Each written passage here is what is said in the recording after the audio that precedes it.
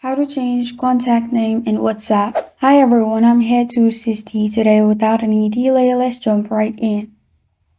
First, open WhatsApp on your device. Here, click on the chat whose contact name you want to change. After you've clicked on the chat, click on their name at the top. After you've clicked on their name at the top, it will lead you to this page. In here, scroll down and click on three dots at the top right corner of your screen. Here, press on Edit. After you've pressed on Edit in here, you'll find First Name.